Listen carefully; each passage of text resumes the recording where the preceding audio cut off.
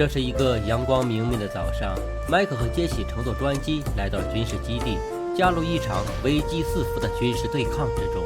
他们将集2人之力，与众多私人小队展开厮杀，争取那一丝逃脱升天的机会。他们并没有跳到房顶，初始状态下以少击众是为不智之举。他们迅速地搜集着武器装备，以便在敌人到来之前尽快地武装自己。然而此时外面传来急促的脚步声，有队伍冲了过来。麦克让杰西做好迎战准备，随后迅速向楼上冲去。凭借早已深入骨髓的控枪能力，麦克瞬间击倒2人，同时也收获了对方送来的物资。但还没有容他们喘息片刻，又一阵急促的脚步声由远而近，随后声音又转移到左侧，麦克立即循声追踪过去。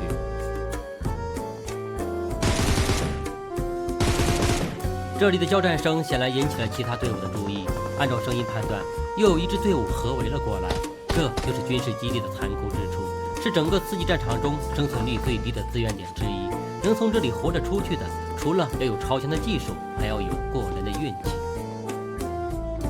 就这样，一场遭遇战再次打响，对方显然做足了准备，攻击的时机恰到好处。可惜他们遇到了一对配合默契的组合，第一波攻击就此败退。2人快速疗伤，把身体状态恢复到最佳，因为新一轮的对抗随时可能到来。然而等待许久，那支队伍没有了声息。眼见毒圈即将到来，2人决定主动出击，只有解决了身后的隐患，才能畅通无阻地离开这里。麦克让杰西警戒，孤身来到了楼顶。这种做法过于危险，但却可以更容易找寻敌人。但就在一阵激烈的枪声过后，杰西竟然被人击倒。麦克看到了他，用火力将其压制，随后迅速对杰西展开救援。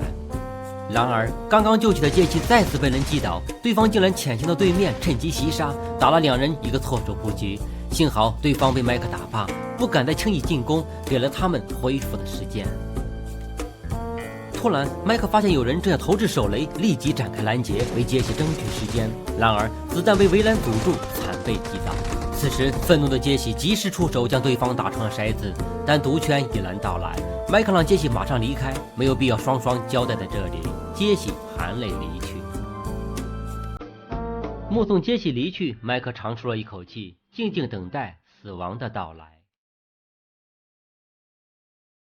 你怎么回来了？生死与共。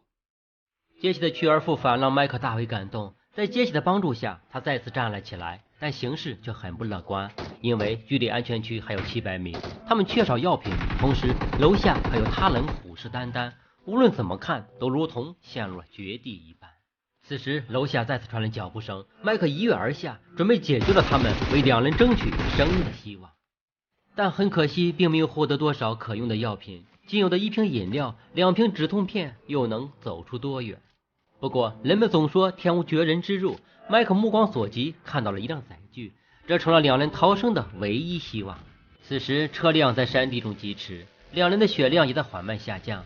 他们并不知道前路如何，也许有阻碍，也许还有希望，但无论如何，他们现在还活着，一起活着。终于他们进入了安全地带，然而新的考验再次来临，想要彻底安全，还要跨过面前的大海。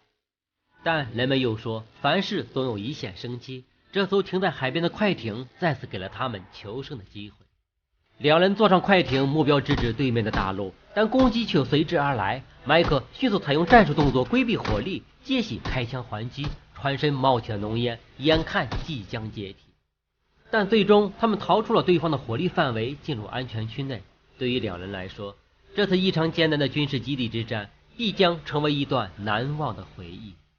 朋友们，情人节到了，衷心的祝福大家都能找到心中所爱，找到那个愿意和你相濡以沫、生死与共的挚爱之人。也许是今天，也许是明天，也许是后天。最后祝大家节日快乐。